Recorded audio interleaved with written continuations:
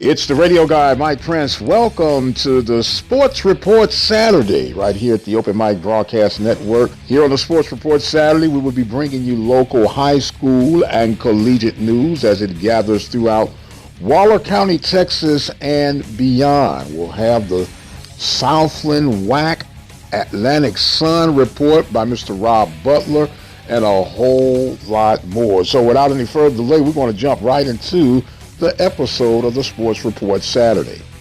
As mentioned, the Sports Report Saturday will be a new program launched off for the fall here at the Open Mic Broadcast Network. We'll be featuring weekly roundups on local high school events for the Hempstead Bobcats, the Waller Bulldogs, the Royal Falcons, and, of course, the Rose Hill Christian Eagles, in addition to Prairie View A&M University and Texas Southern, the Southwestern Athletic Conference, and the Southland Conference. So without any further delay, we're going to launch this episode off. We'll take a quick break and we'll come back with the Butler Report covering the Atlantic Sun, the Southland, and the WAC, in addition to some very interesting news going on in the state of Texas, and some trouble appears to be brewing up down in the Delta. We'll explain all that later on. You're listening to Sports Report Saturday right here at the Open Mic Broadcast Network. The station designed with you in mind, serving the community through faith and athletics. The Open Mic Broadcast Network, Prairie View, Texas. The Open Mic Broadcast Network would like to take this time to recognize its sponsors and underwriters: Attorney Lee Van Richardson, Brazos Valley Schools Credit Union, Prairie View Athletic Club, Temple of Refuge Ministries, Reflections Paint and Body Shop, Helping Hands Lawn Service, Diva Skin Conditioner, Purple Drip Daiquiri and Grill. For more information on how you can become an underwriter or a sponsor here at the Open Mic Broadcast Network, our number to call is 832-213-8824. Serving the community through faith and athletics. The Open Mic Broadcast Network, Prairie View, Texas. You're looking to expand your business or services? Let the Open Mic Broadcast Network help lead the way. With our customized campaigns, we are definitely able to reach your target audience. For more information, dial 832-213-8824. The Open Mic Broadcast Network, serving the community through faith and athletics. The voice of student athletics.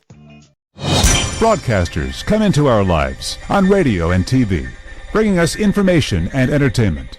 Broadcasters are there for us, but who is there for them when they fall on hard times?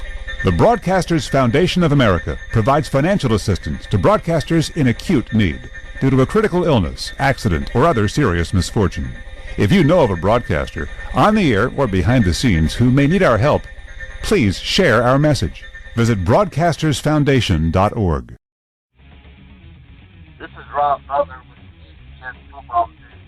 Lots to talk about in college athletics recently, beginning with the Supreme Court's unanimous ruling Monday that the NCAA can't limit education-related benefits that colleges can offer their sports stars. This is a victory for athletes that could open the door to paying student athletes. Also, the Southland is on the march to find more football schools after the Texas Four departed for the WAC and Central Arkansas left for the Atlantic Sun. We'll talk about that in greater detail later. Right now, I want to focus on a couple of storylines for the upcoming season.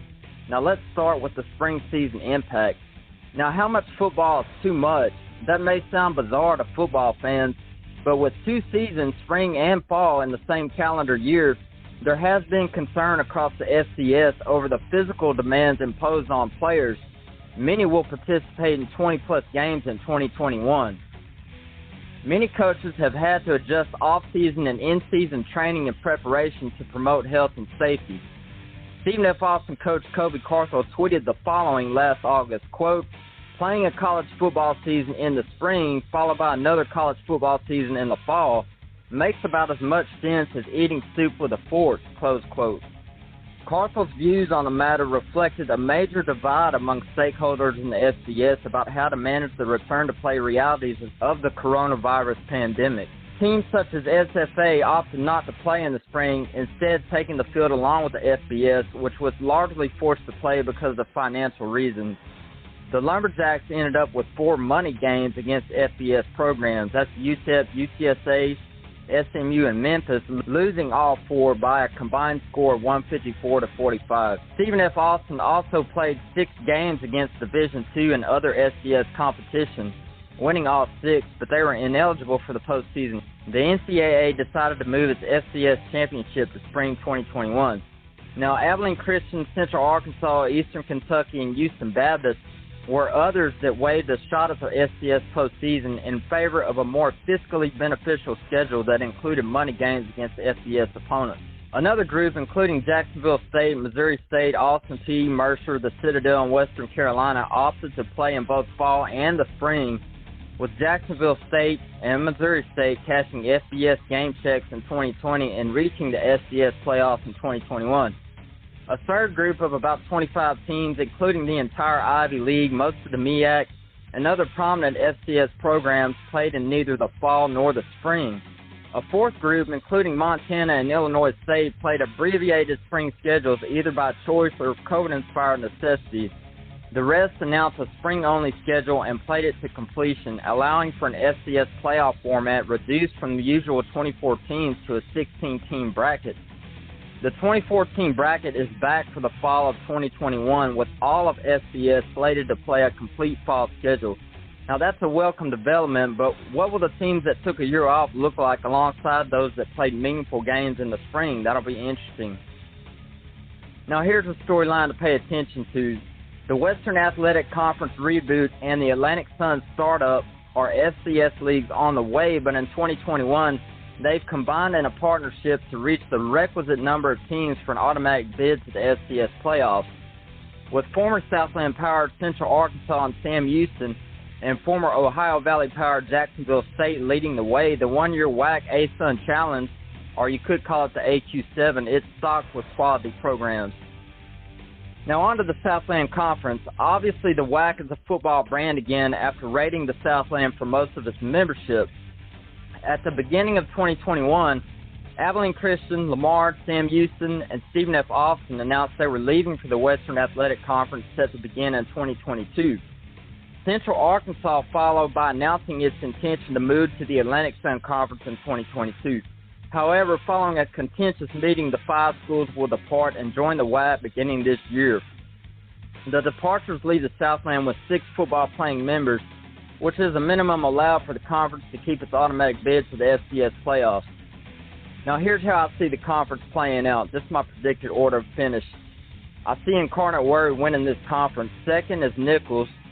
Third, Southeastern Louisiana. Fourth, McNeese. That's my sleeper team. Watch out for them. Fifth, Houston Baptist. And sixth, Northwestern State. Now we're going to talk more in depth about each team, starting with Incarnate Word. Eric Morris is in his 4th season at the helm, and he wasn't happy with how the spring season ended. 3 consecutive losses to end the spring left a bitter taste with Incarnate Word. They finished 3-3. The Cardinals were poised to make their second appearance in the playoffs in the last 3 years before the season-ending skid. The Incarnate Word offense was awesome, averaging 42 points per game due to the emergence of Jerry Rice Award winner Cameron Ward.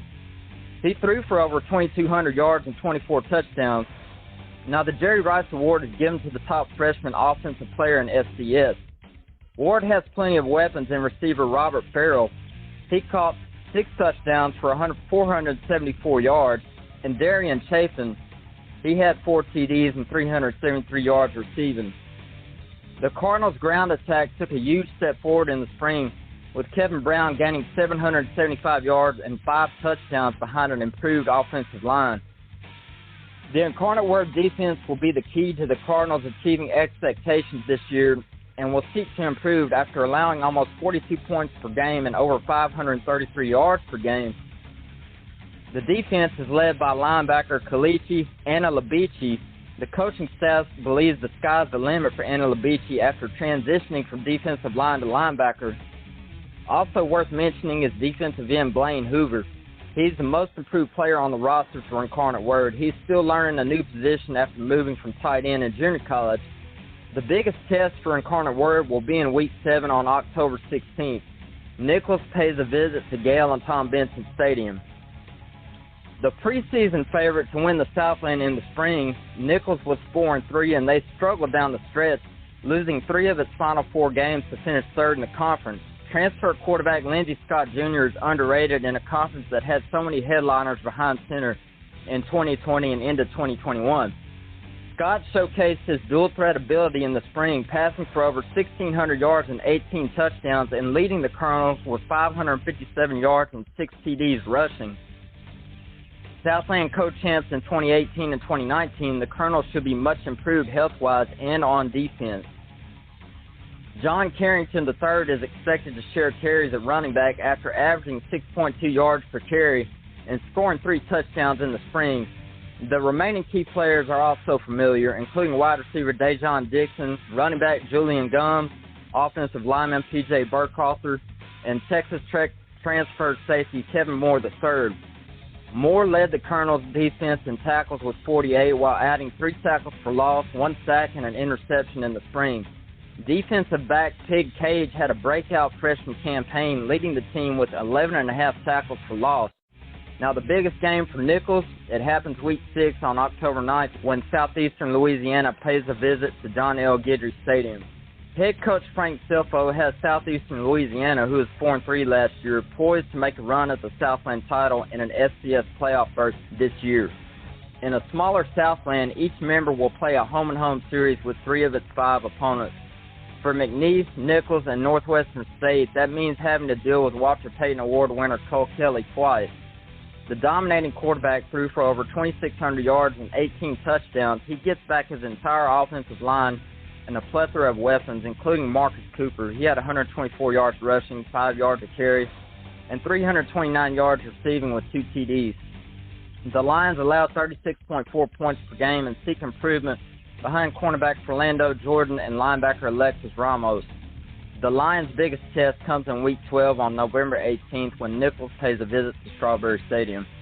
Now, if I had to pick a sleeper team, it would be the McNeese Cowboys. They finished 3-4 last year. It will not surprise me at all if head coach and Louisiana native Frank Wilson leads the Cowboys to the playoffs.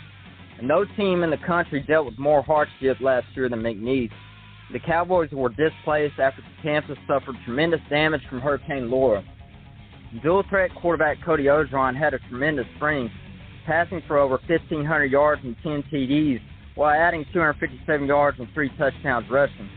However, Orgeron will need the rest of the offense to provide more production this year. Former Newton standout Gabe Foster moved from defensive back to wide receiver and led the receiving corps at 18.7 yards per reception. Navarro transfer and former Mansfield Legacy product Mason Kinsey was a force along the defensive line, finishing second on the team in tackles for loss at 7.5 and sacks with 3.5. Defensive end Isaiah Chambers is also a force on defense. The key game for McNeese comes in Week 3 on September 18th when the Cowboys travel to Baton Rouge to take on Southern. Now, with the transfer of Bailey Zappi, Houston Baptist was 1-3 last year, and they'll have a new starting quarterback for the first time since 2017. Blaze Benson will compete for the job after being the primary backup for the past 2 seasons.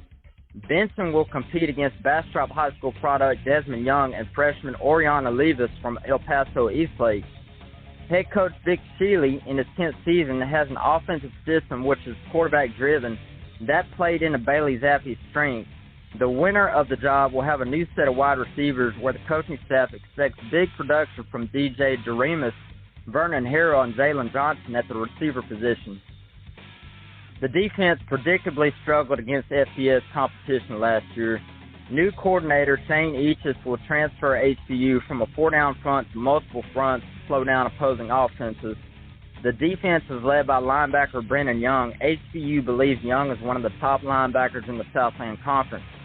His senior leadership will be crucial for the defense. Also, watch out for safety Patrick Wolf. He has shown tremendous improvement throughout his career. Wolf could be an All-American candidate with another great offseason. The Huskies' biggest test comes on September 2nd when they travel to Albuquerque, New Mexico to take on the Lobos at Dreamstyle Stadium. Now, a 49-47 win over Incarnate Word to close out the spring season prevented the Northwestern State Demons from going winless. The Demons' 5 losses were by an average of 8 points, with only one loss by more than 8 points. UTSA transfer and former San Antonio Stevens standout Bryce Rivers threw for over 1,000 yards and 6 TDs, and he showed an ability to limit turnovers while leading an improved Demons offense. Kilgore JUCO transfer running back Scooter Adams led Northwestern State with 681 yards and 7 rushing touchdowns.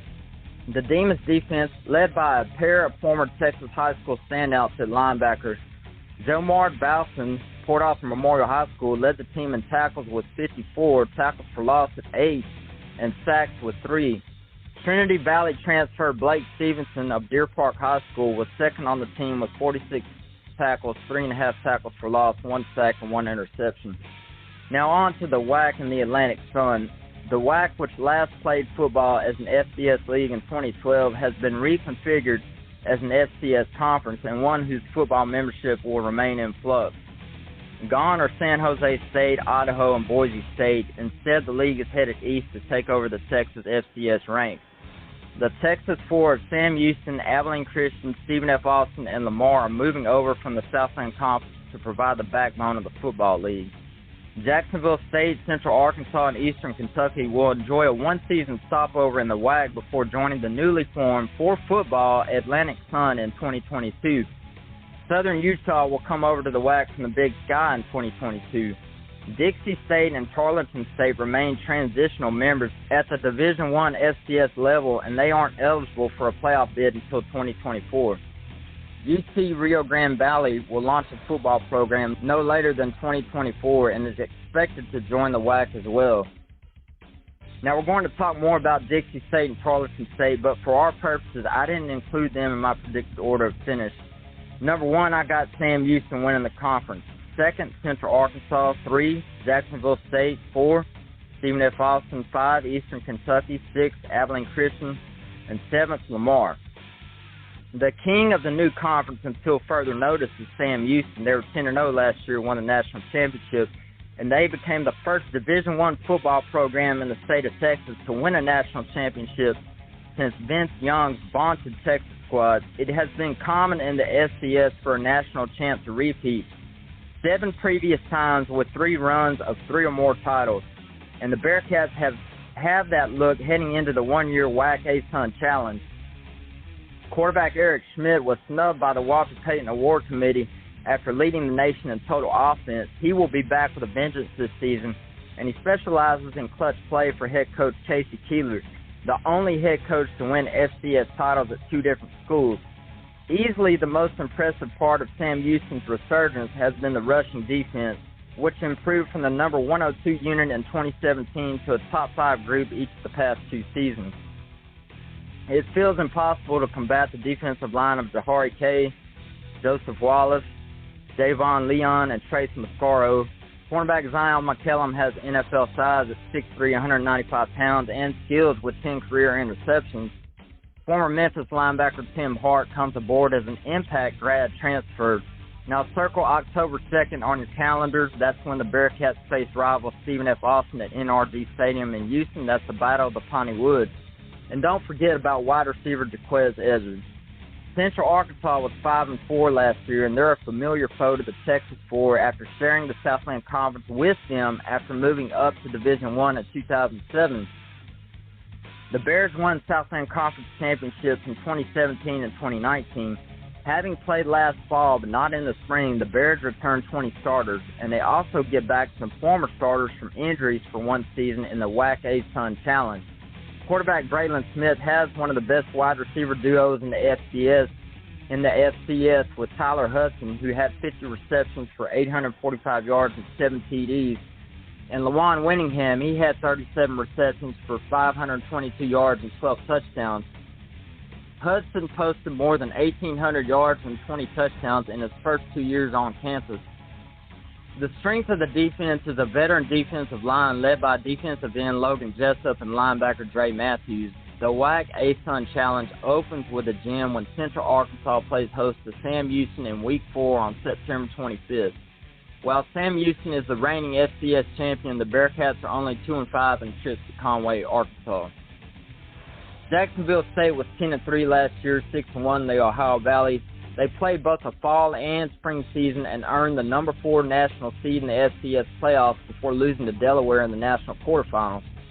The Gamecocks held opponents to just 2.6 yards per carry across the 13-game season.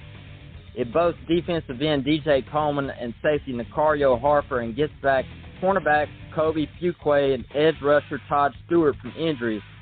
The Bearcats also flip-flop quarterback injuries.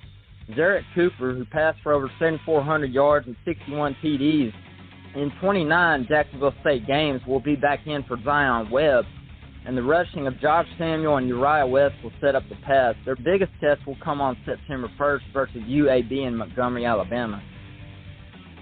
Stephen F. Austin was 6-4 last year, and they had an encouraging fall season. SFA named itself Southland Conference Fall Champions after beating Abilene Christian. Now the Jacks are back to the real thing in the WAC. Wide receiver Xavier Gibson and quarterback Trey Self have built a special connection through 2 seasons, combining for more than 1,700 yards and 16 touchdowns in just 20 games. The front 7 will take another step forward with another year of development and give SFA a chance to compete for the conference title. Defensively, SFA is led by defensive end B.J. Thompson. The Baylor transfer exploded with 8.5 tackles for loss, 6 sacks, and 4 quarterback hurries in his SFA debut. Also, linebacker Day Coleman is a do-it-all defender who posted 40 tackles in his first season at SFA. Eastern Kentucky went 3-6 last year. They played a fall season and beat Stephen F. Austin 24-6 in its lone matchup against a future WAC opponent. Running back Alonzo Booth rushed for 753 yards and 7 TDs on 4.7 yards per carry for an inconsistent offense. Abilene Christian was 1-5 last year, and they struggled during an abbreviated fall season, dropping a game to Division II Angelo State and playing 3 FBS opponents. Now that's a disappointing trend for a program that cleared the 500 mark in 2018. Quarterback Peyton Manziel emerged as a capable option under center, completing 62% of his passes for over 1,200 yards in 6 games. Head coach Adam Durrell added several high-profile transfers, including former Texas offensive lineman Reese Moore, Texas State running back Anthony Smith, and linebacker John Brandon. Other impact players include wide receiver Kobe Clark. He's the team's top returning receiver with 26 catches for 362 yards and 4 TDs last fall. Running back Jeremiah Dobbins had 42 carries for 222 yards and 5 TDs in 6 games a year ago. Running back Tyrese White is a nice complement to Dobbins with 52 carries for 171 yards and 2 TDs. Defensive end Jordan Pop is ACU's top returning pass rusher with 27 tackles and 2.5 sacks. Cornerback Ryan Stapp had 16 tackles and a pass breakup in 2020. Now on to Lamar. Second-year head coach Blaine Morgan has a difficult task ahead of him at Lamar. They finished 2-4 last year, but the Cardinals showed some fight in the spring season. Lamar beat McNeese and Northwestern State behind a pair of solid performances from quarterback Jalen Dumais. Linebacker Anthony Ruffin and defensive lineman Tylo Phillips each earned all-conference nods. Other impact players include running back Chaz Ward. He wears down defenses with his 6-foot, 231-pound frame. Running back Jalen Jackson showed flashes of stardom as a freshman last season. On to Tarleton State. They finished 5-3 last year. They set the small college football world on fire after taking a highly touted McNeese State team double overtime and crushing New Mexico State in its first 2 Division I games. The road from there is kind of a mixed bag. The Texans expect to bring several fifth-year contributors back to the fall 2021 season. They have several impact players, including wide receiver Tyreek Bitson. He needs the camera focused on him every time he's on the field with his ability to make spectacular catches. Linebacker Ronell Wilson was one of the best linebackers in Division II, and he has quickly asserted himself as one of the best linebackers in FCS. Quarterback Stephen Duncan can make every throw, and his consistency will be key to an explosive offense. Defensive back Devin Hafford is one of the most talented DBs at any level. He's a shutdown corner that needs to avoid targeting calls. Kicker Adrian Guzman possesses one of the strongest legs in FCS. Now finally out west, Dixie State split games against Tarleton. They crushed Division II Fort Lewis and gave both number 9 Kennesaw State and FBS New Mexico State a scare in their spring season. Quarterback Cody Wilstead passed for 10 TDs without an interception in his second season. The Trailblazers only plan to play 3 WAC games because of previously scheduled matchups. And that's Rob Butler, Open Mic Broadcast Network. And welcome back to the Sports Report Saturday. Mike Prince here. We heard in detail on things that are being developed throughout the world of the Southland, the WAC, and the Atlantic Sun. But now bringing it even a little closer, Texas State Representative Jarvis Johnson has been on the battlefield for both Texas Southern and Prairie View when it comes to funding. Of course, these state-funded institutions at the table to get their fair share of the funding as administered throughout the state of Texas. And to no surprise, Texas Southern and Prairie View has been on the short end of the stick. In fact, the report, which comes by way of HBCU Sports, has brought to the light that Prairie View is only receiving 17% of what it should actually be receiving. Amazing. Absolutely amazing. The report also indicates that Texas Southern is splitting $787 million with 29 other institutions. Doesn't sound like a lot when you break it down that way, does it? Meanwhile, the counterparts, University of Texas, receives over $1 billion in funding. Go figure that one out.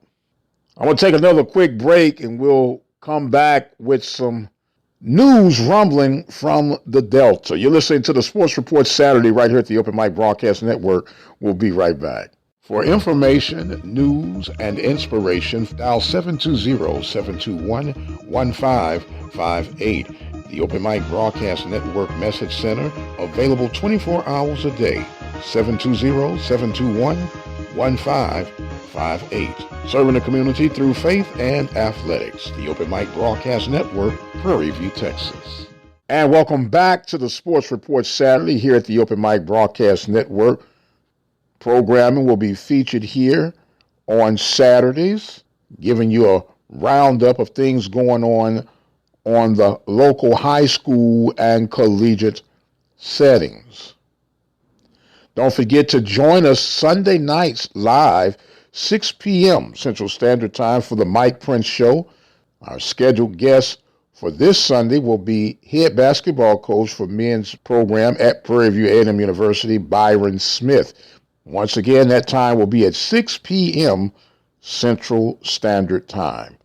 Well, we know that our beloved brothers and sisters from the Delta state of Mississippi at Mississippi Valley State are experiencing yet some other concerning accusations in regards of the softball program. Legendary coach Lee Smith has had some students come out in protest, if you would, on some of the treatment and mental anguish that they've had to go through at Mississippi Valley State.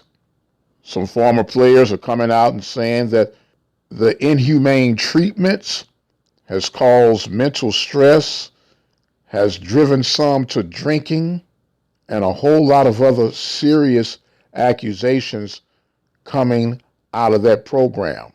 Now, before I jump off on this particular topic one way or the other, I don't know how true this is, but I do know this, that Lee Smith is considered an old school coach, and he has had some pretty good success at Mississippi Valley historically with that program.